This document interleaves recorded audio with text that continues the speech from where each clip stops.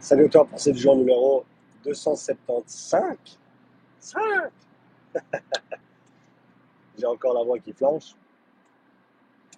J'ai une question d'Antoine sur Instagram.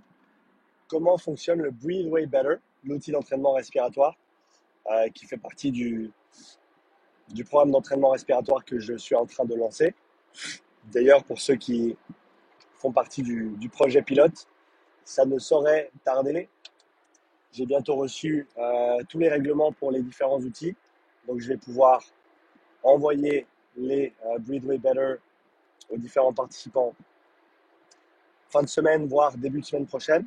Et donc, on pourra commencer l'entraînement, je pense, une semaine après ça.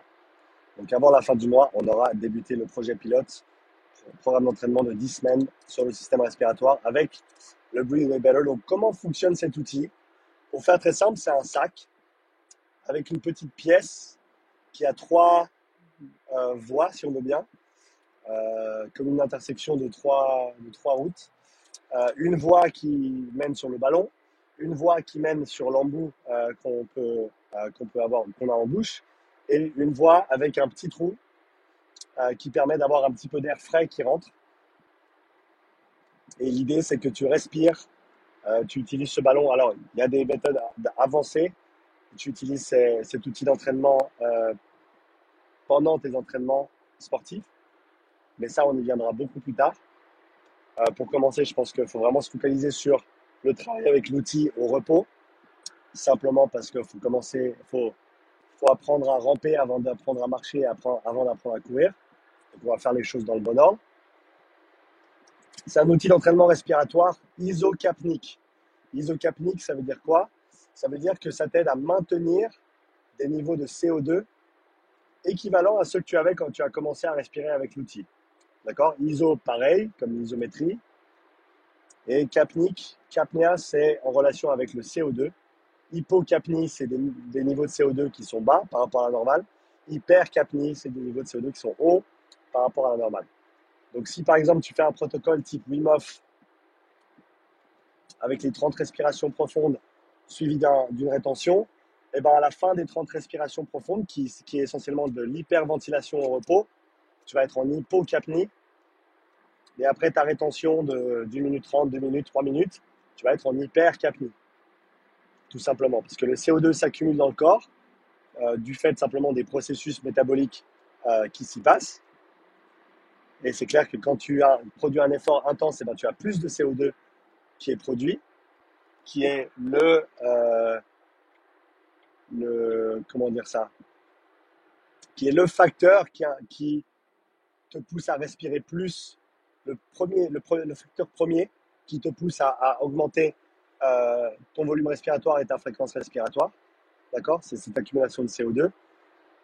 Et donc, si on fait de l'hyperventilation au repos pour cibler son système respiratoire, sans un outil comme le Breatheway, eh ben, on va avoir tendance à se retrouver en hypocapnie, ce qui n'est pas bon. Vasoconstriction, mal de tête, ce genre de choses qui peuvent en découler. Et donc, eh ben, ce sac te permet de en fait réinspirer ton CO2 pour maintenir ces niveaux d'isocapnie. Et ensuite, eh ben, ça te permet aussi d'avoir un feedback sur ta respiration, étant donné qu'on a très peu, voire pas de sensation au niveau de notre diaphragme, on n'a pas de nerf, de retour nerveux à ce niveau-là. C'est-à-dire que c'est difficile, très très difficile de sentir ce muscle travailler. Et en ayant ce ballon que tu remplis et que tu vides, eh ben déjà ça te permet d'avoir un repère externe sur comment tu respires. Ça va t'aider à améliorer ta mécanique respiratoire, respirer correctement, respirer de manière optimale. D'accord? Donc, au niveau technique et mécanique, on veut déjà avoir une utilisation optimale de notre diaphragme, qui est le muscle respiratoire principal. On va tirer ce diaphragme vers le bas quand on inspire pour augmenter le volume de la cavité intra-thoracique, qui va bien sûr faire tomber la pression et donc du coup faire rentrer de l'air. C'est très simple. C'est ce jeu entre la pression et le volume qui nous fait respirer en fait. Et donc cet outil te permet, de travailler à cette coordination respiratoire, deux, d'avoir cette hyperventilation au repos sans tomber en hypocapnie. Et à mon avis, de travailler des qualités intéressantes telles que la puissance expiratoire, via notamment différents tempos respiratoires. Donc par exemple, si tu fais du 15 respirations minutes, que tu inspires sur 3 secondes et que tu expires sur 1 seconde, et ben, tu vas avoir un focus sur l'aspect expiratoire de ta respiration. Si tu tentes de maintenir des volumes respiratoires conséquents et que tu augmentes ta fréquence respiratoire, 30, 35, 40, 45, 50 respirations minutes, tu vas avoir un travail de coordination monstrueux. Est-ce que tu peux maintenir cette coordination respiratoire à des intensités élevées qui t'aideront ensuite pendant des efforts dynamiques également? Je pense que l'analogie que j'ai, ou une des choses à laquelle ça me fait penser, c'est cette idée de, et je sais que ça vient d'autres mondes également, mais c'est Ido Portal qui disait isolate, integrate, improvise. D'abord tu isoles, après tu intègres, et après tu peux improviser, jouer avec toutes ces compétences que tu as développées. Et donc je pense un des avantages de cet outil, c'est que ça te permet d'isoler le système respiratoire, qui à mon avis est complètement ignoré la plupart du temps, ou en tout cas sous-utilisé et sous-coté. Et si tu prends en compte que proche de VO2 max, tu as 10 à 15% de l'oxygène qui est consommé, qui sert à alimenter ta musculature respiratoire, diaphragme, intercostaux et autres, eh ben, c'est pas négligeable. D'accord, 10% de VO2, c'est énorme.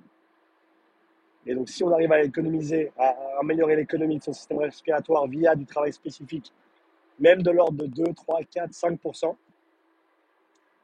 ça peut avoir un effet considérable sur nos performances.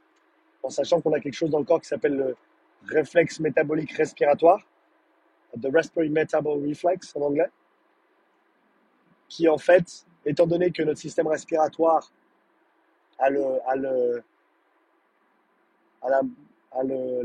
main, je trouve pas le bon terme que je cherche, au niveau de la hiérarchie d'alimentation en oxygène, on a bien sûr le cerveau, les organes vitaux, et ensuite le système respiratoire, et ensuite les muscles moteurs, et ensuite les muscles non impliqués. Ce qui veut dire que si ton système respiratoire commence à fatiguer, ton cerveau va rediriger le flux sanguin via une vasoconstriction sympathique, rediriger le flux sanguin de tes membres moteurs, vélo par exemple, les jambes par exemple en vélo, vers ton système respiratoire pour continuer à l'alimenter, du fait de cette hiérarchie. Et donc en augmentant ton endurance et ta capacité au niveau respiratoire, ou ta fonction au niveau respiratoire, pardon, eh ben, on va pouvoir avoir un effet positif sur ses performances. Chose qui se retrouve assez aisément dans la recherche. Si tu cherches les effets Ergogenic Effects of Respiratory Training on Sport Performance, je crois que c'est le nom de l'étude ou de la méta-analyse, c'est assez clair que l'effet est positif. Il y a des gens qui répondent plus que d'autres, ça c'est vrai également, mais je pense que ça c'est vrai pour toutes les qualités physiques. Peut-être dans une moindre mesure, il y a peut-être plus de variations d'une personne à l'autre au niveau du système respiratoire et de comment les personnes répondent à ce type d'entraînement. Ça, c'est possible.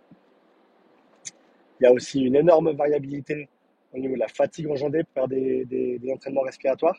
Certaines personnes ressentent énormément de fatigue après de l'entraînement respiratoire, ce qui veut dire qu'ils ne peuvent faire que 2 entraînements respiratoires à proprement parler par semaine, alors que d'autres peuvent en faire tous les jours. Donc ça, c'est tout des distinctions à prendre en considération, à prendre en compte.